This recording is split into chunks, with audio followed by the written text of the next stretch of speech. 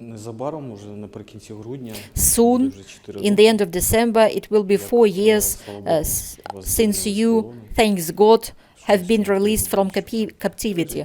What's your feeling about it? That the life goes on?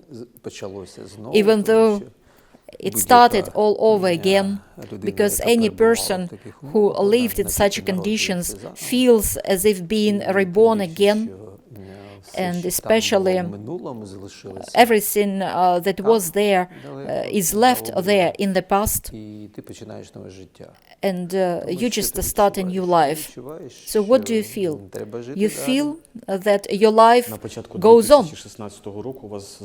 In the beginning of 2016, you were arrested by Donetsk separatists and imprisoned for nothing for almost 2 years.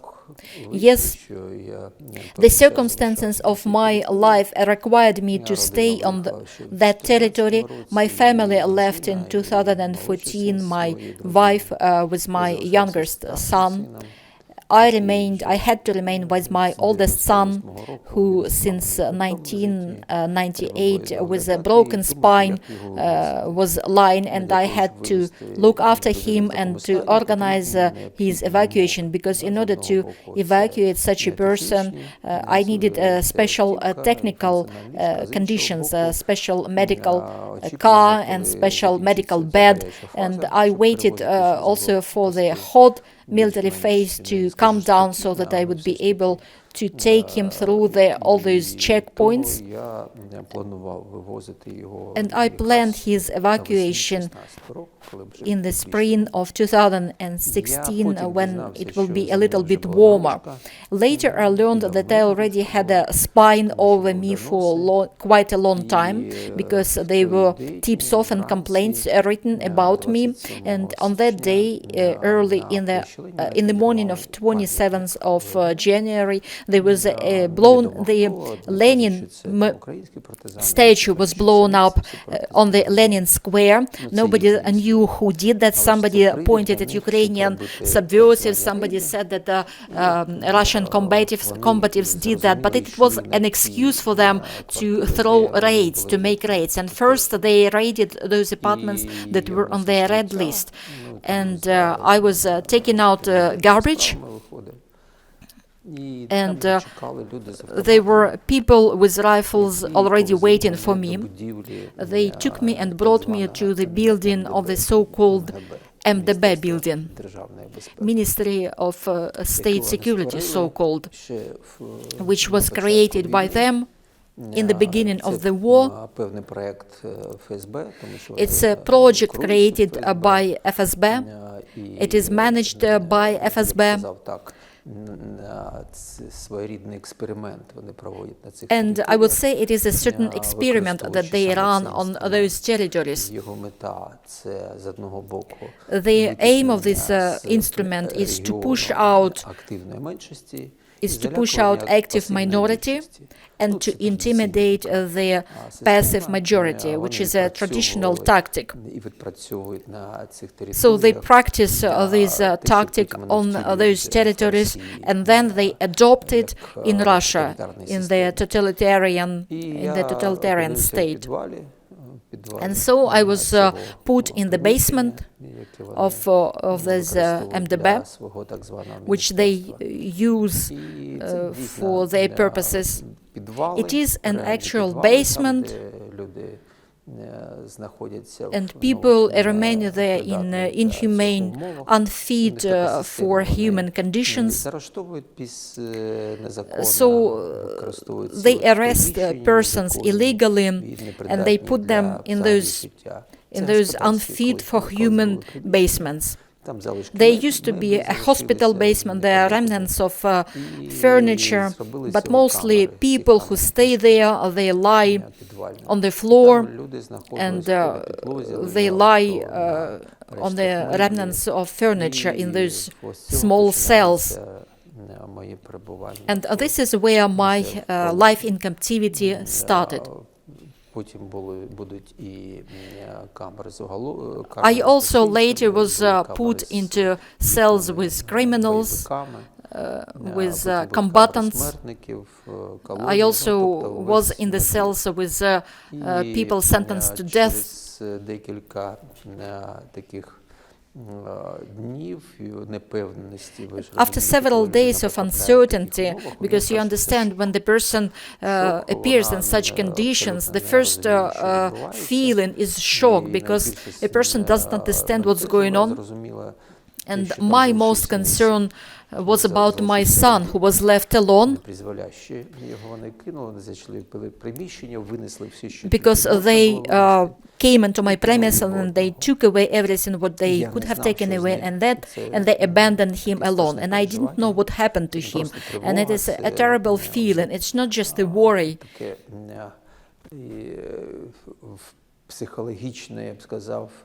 It's a psychological overdrive, I would say, because you are in conditions where you can't send any signal outside, or you can't receive any information from outside. And after several days, they brought me to so-called questioning. I am saying so-called because there is no questioning, and the first phrase which I heard was, have you ever been tortured before? And from that moment started my traditional life, probably traditional for many prisoners of war, the story of torture. They torture alone with pleasure. They replace each other during torturing, and it is a conveyor belt. You are with a sack on the head, you don't see anything, you don't understand what's going on. It includes beating, electricity current, and shooting, imitation of shooting out, and Russian roulette, all the set.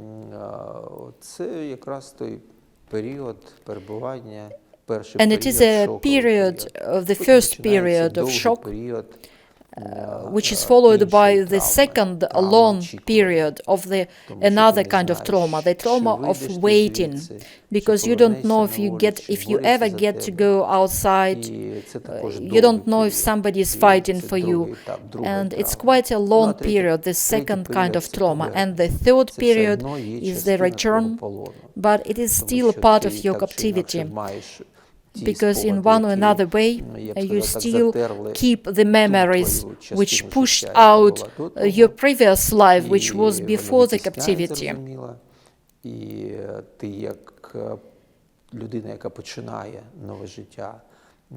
And as a person who starts a new life in a new environment, you in one or another way you get alone, face to face with reality. You can tell everything to your close ones, to your family. You can only in silence exchange glances with another former prisoner, and they understand your silence, you understand their silence. Цей період нового твого життя. And it is a period of your new life, and you don't know if your former life, if your former all former components of your life, if they ever come back. You don't know where to live.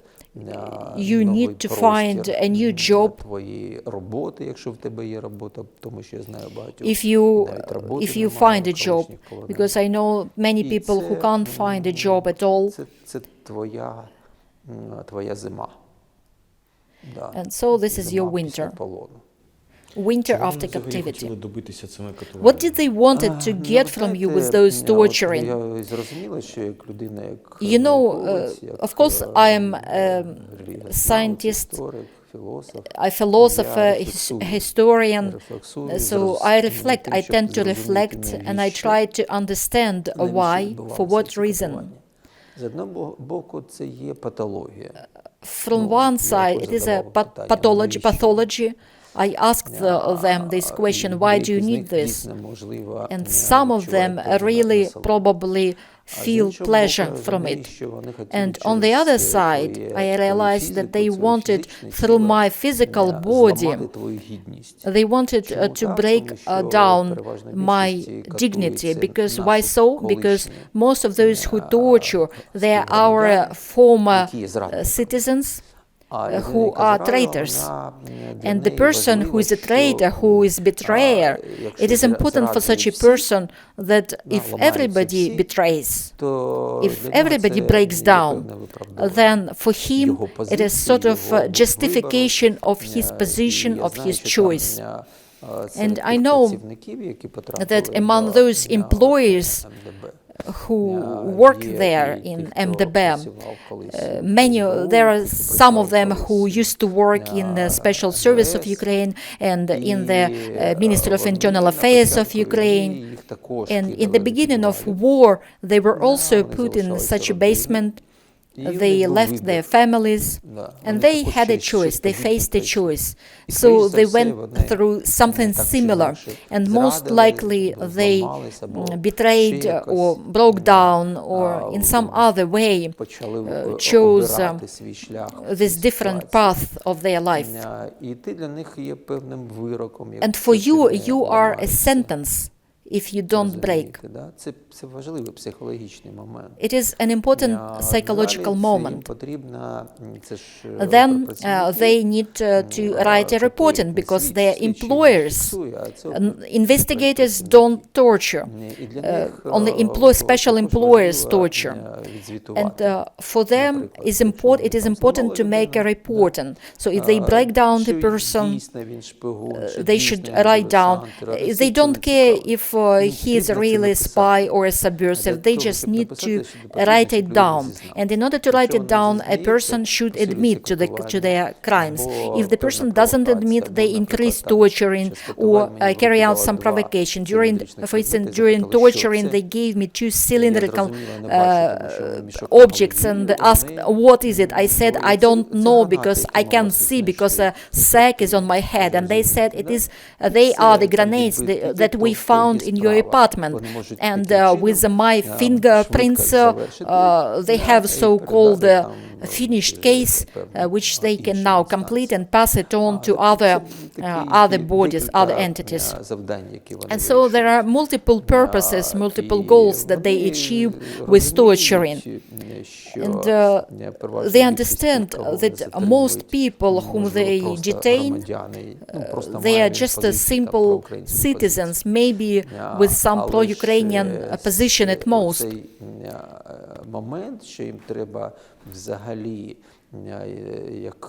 But there is also another important moment, which is important for any totalitarian system. It is important for them so that people were all the same, so that they shared only one opinion, one choice, one ideology.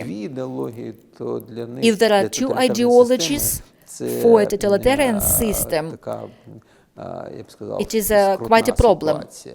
It is a difficult situation if there are 2 ideologies, because they need to have uniformity. It is a common trait of any totalitarian system.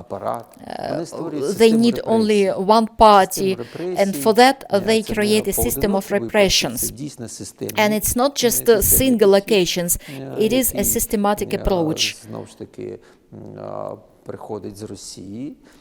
which originates from Russia, and it works in Russia to intimidate people.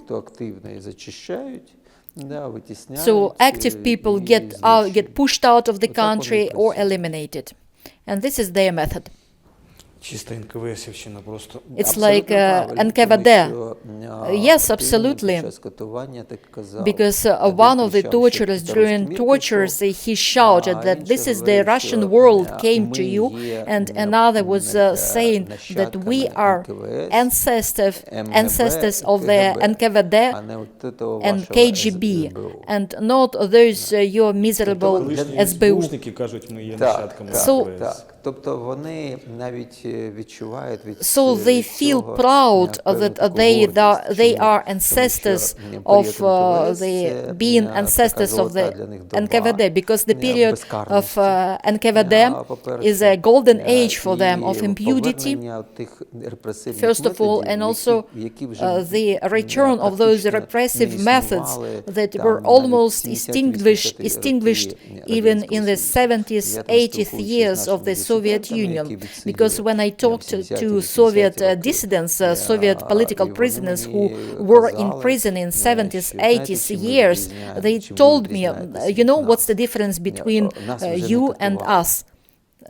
We were not tortured. Розумієте? Катування – це 30-50 роки. So the torturing is той самий 30s, сталінський період.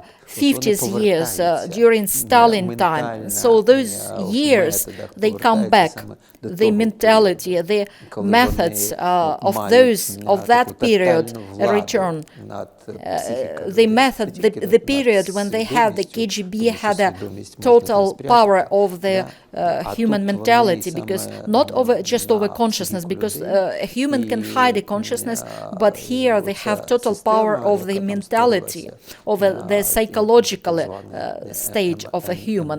And so this system that they created, MHB, they do not subordinate to local authorities. They subordinate directly to Moscow, to FSB. And so they feel their power, that those puppets, they don't manage them. On the remember 27th of December and the time before that, what do you remember about that period? I remember a lot. Because it is a new period. Everybody who stays there, they are in the state of waiting. They have hope. And the hope should always remain because it sustains prisoners of war. In one or another way, you will receive some pieces of information. For instance, I knew that the people were fighting for me. Even when I stayed in the preliminary detention cells, in those cells of sentenced to death prisoners, or prisoners sentenced to life, it's absolutely small premise where you can't move, you can only sit or lie there, there is just a hole in the ground and a small bed, and you stay only one person in there, and maybe one more person may stay with you, and it is absolutely sealed out of the world block, the cell, without any information coming through. And yet there were some small pieces of information which came through that about the flash mobs and singers like Vakarchuk and Jamala that who raised their voices for my freedom and the world community, and my scientist colleagues in different countries, they raise voices, and Pope of Rome, they wrote letter to Putin, and the President of Czech Republic, Zeman, went to Putin to ask personally for my freedom. So there was a fight, and it sustains you, it supports you in the hope of freedom. And on the 25th of December, in the evening, in colony where I was kept, the operatives came to me, and there was a doctor with them to examine my physical state. Also, they wanted me to sign the papers that I don't have any complaints towards the administration of the colony. Of course, they don't explain you why, but you understand why.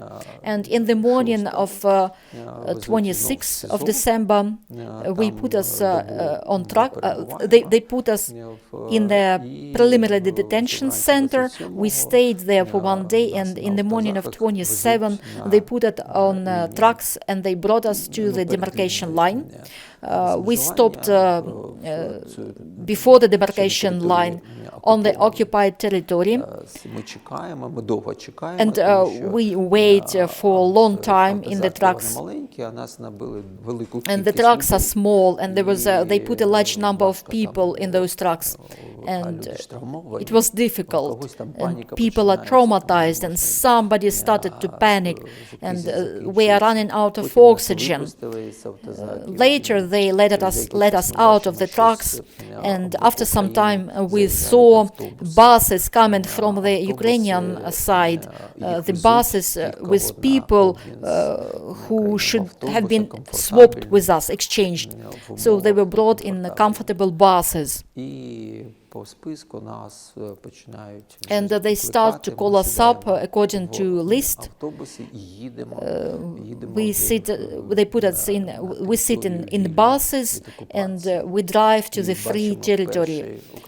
And the first thing we see is the first Ukrainian checkpoint, the first blue and yellow flag, and we look in the eyes of our guys, and there are tears trembling in their eyes, and it is difficult to explain because people lived in such horrible conditions for 1, 2, 3 years, and just for those two colors. І це щось надзвичайне. And it's something incredible, very strong І feeling. потім нас вже зустрічають на тому боці, там And after that, we are met on the other side in the free territory, a little warm up, a little food, some food. Then we are brought on helicopters to Kharkiv. там я виступив. In Kharkiv, Мене попросили. I said a few words. Ірина Грященко спитала, ви виступите? Irina Gerashchenko asked me if I could say a few words, and I said yes. На літаках нас вже в Київ. And then on planes we were brought to Kiev, and here in night we saw people waiting for us. So they were waiting whole evening, half night, family, friends waiting for us. What did you receive after the captivity? I received freedom, and it is the most important. And the freedom, I always emphasize that there is a difference for me between being out of bound and freedom, because being out of bound is a more biological notion. For instance, a bird also wants to get out of bound from the cage. For instance, when I sat with criminals and I asked them, and they waited to get out of bound, and I asked them what we're gonna do, and they said mostly the same which they did before. So they didn't get to get freedom, because freedom is something very humane, and it depends on what meaning you put in it. Яке наповнення саме людського виміру повинно бути? Зрозуміло, яке? Відповідальність. Of course, you understand that freedom means responsibility. Ти відповідальний за те, що Because you are responsible even for getting in there. It's also part of your responsibility. You're responsible for your family who were waiting for you, and you should do something so that they don't suffer from misfortunes that they shared with you, with your captivity. And imagine 1.5 million internally resettled people, and they are in the limbo, in some strange state. They're abandoned by the country. So they left all their homes, and they are now staying here. And of course, captives, former captives, even more traumatized, and they need medical help and psychological help, and help with accommodation, and maybe help with finding a job. And in one or another way, they need just some support for some period of life, as it is accustomed in civilized world. For instance, in the United States, people who went through Vietnam or Afghanistan, we know that there is a special attitude towards those people to rehabilitate them, to resocialize them. Unfortunately, we don't have it. When you return, it's good that first stage is a medical examination. You receive a medical examination, and that's it. And then you are left alone, face to face with reality.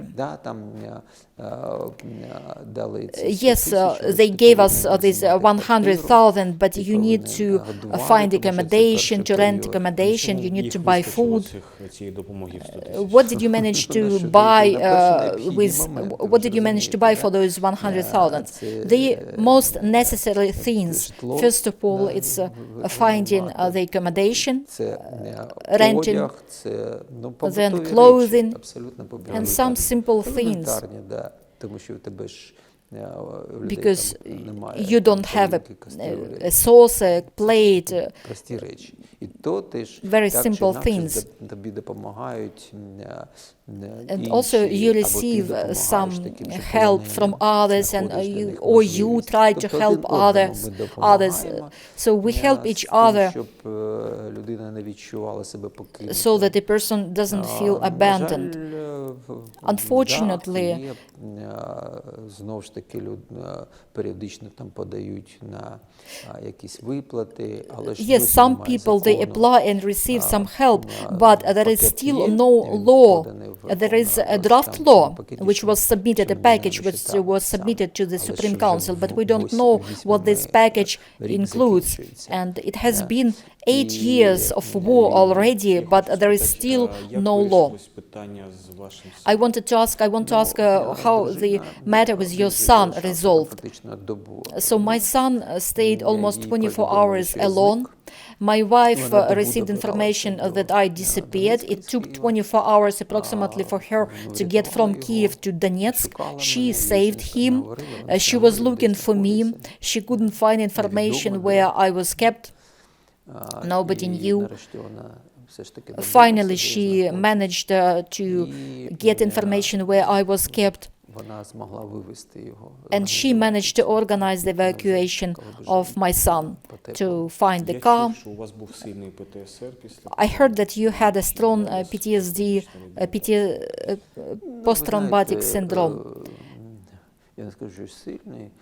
I wouldn't say that very strong, because I am a mature person, as some people joke that only mature people should get in captivity. Це більш, я б сказав, витривала і психіка. Because a mature person has more stable mentality, and especially me as being a psychologist, I know how to understand such a state and how to handle it. Moreover, I can help others to handle this state. And after the captivity, nobody offered me any help. So it's a self-help people rely on. So you try to turn to a psychologist? No. No. I know that some of our people, they turn to psychologists, but you should understand that we don't have such specialists who can handle such a trauma. When I returned, I met with Uliana Supruna, former Minister of Health of Ukraine, and I asked her if you have in your ministry such a department who works with such a trauma. She gave me a phone number of a person who was supposed to be in charge of such a direction. I talked to such a person, and I realized that we don't have anything. So our medicine still is not ready to provide such a help to people. Yes, because the center which was created after Afghanistan war in Koncha-Zaspam, it is old and it is understaffed. There are almost no people left in there. In order to renovate it, we need professionals. A good professional, they cost money, they're expensive. And so you need some certain funding in order to attract such professionals for such work. And the state doesn't have this funding. But we will need many of such professionals, because the war continues and there are many people who need this kind of help. Can you tell me what other help you received from the state except that one-off payment and the medical examination? That's it. how have you resolved the problem with accommodation? Тобто від We самого rent. початку We ви rent. орендували якісь житло? From the beginning, we have been Ну, renting. ви знаєте, я з тих людей, які і не You know, очікують I все ж таки also досі. belong to such kind of people that don't really expect much from the country, from the state. And I don't put questions to the state, to the country, because I realized in which state the country is in itself, and it's more like I myself take responsibility for myself, for my family, and for others as well. And I keep fighting for our political prisoners who still remain in the occupied territories. I try to help as much as I can. It is my mission and my senses of living.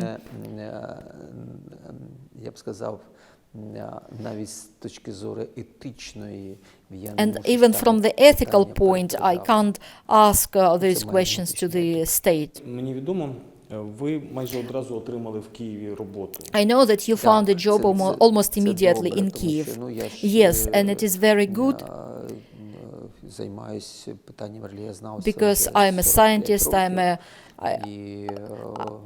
I deal with religious studies for many years, and I have continuous cooperation with the Institute of Philosophy. I am a member and head of Donetsk Regional Organization of Ukrainian Association of Religious Studies Scientists. So they are my friends, my colleagues. And as soon as the plane touched the ground, the deputy head of the director of the religious studies department, Anatoly Kolodny, he came to Paton, and Paton signed my contract, so gave me a job in the Institute of Philosophy. But it is all due to my previous work before the captivity, because they were fighting for me, and all the scientists, philosophers, religious studies scientists. I am quite a famous person, and so it is thanks to my previous experience. But many people can't find a job, they couldn't find a job according to their specialty, and you understand, it adds additional pressure. Yesterday I visited an event organized by Polish embassy, because Polish embassy regularly allocates aid to our former prisoners, our captives, and there was such an event where such an aid was distributed to families of captives. They have a list of such persons who need this help, and they constantly allocate such help and support our prisoners of war. Polish embassy, our Polish friends. And they don't make a big deal, big fuss out of it. They just do it quietly, but consistently. And yesterday I attended such an event.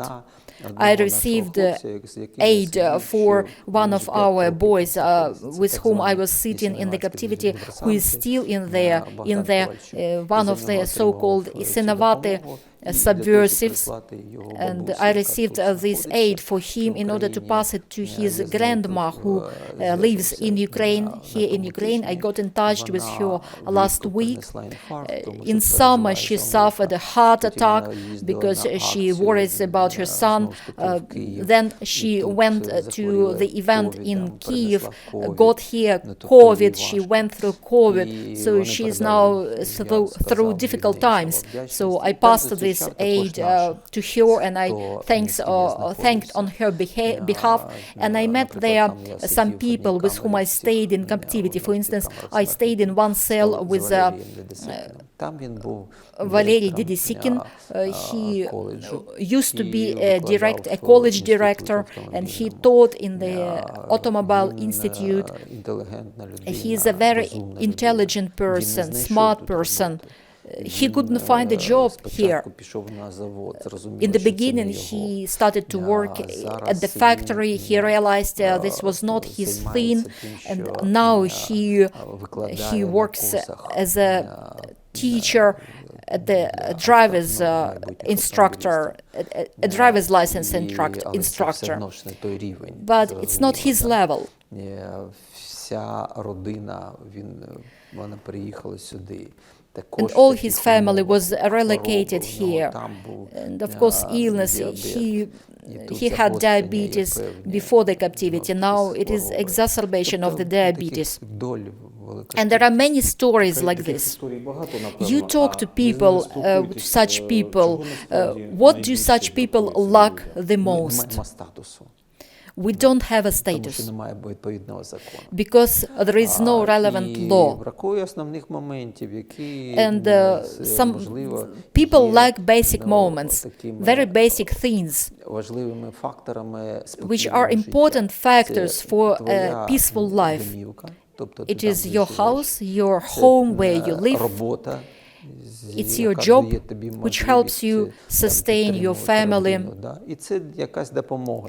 And it is some help, medical, psychological. So these are very basic moments of day-to-day life. What should this law include? The law on the status of former prisoners, of former captives. Well, I haven't seen the law, the draft law, so I don't know what it includes. But those moments that contain the humanity, the protection of humanity, because they are all victims of anti-humane treatment. And psychologically, these people have a high demand for justice and mercy. And I always emphasize this, justice and mercy, because these are the most important two factors. The justice towards their lives, towards that their torturers, they're still not punished, and there is still a law on war criminals has not been passed because it was drafted in May, and now is December, but the president still hasn't signed it. It is required, 15 days by law are required to sign the law into action. And it is still not signed. It has been passed, but has not been signed into action. So it's a problem of justice. And then about mercy. It includes those moments that help a person to feel fully engaged in society, not marginal, but fully be a part of society.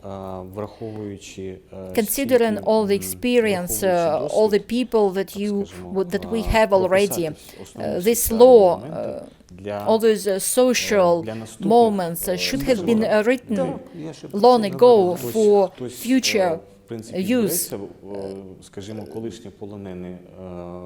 Do somebody, like for instance, former prisoners, are they ready to participate in drafting such laws? Of course, we are open for cooperation.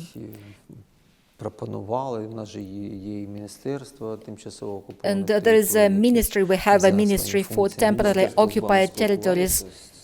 Do a ministry get in touch with you? No. Does it get in touch with somebody? I know that there is a commission in this ministry which allocates some help. People apply for aid, for financial aid. They consider those applications and they may allocate some help, and that's the end of their responsibilities.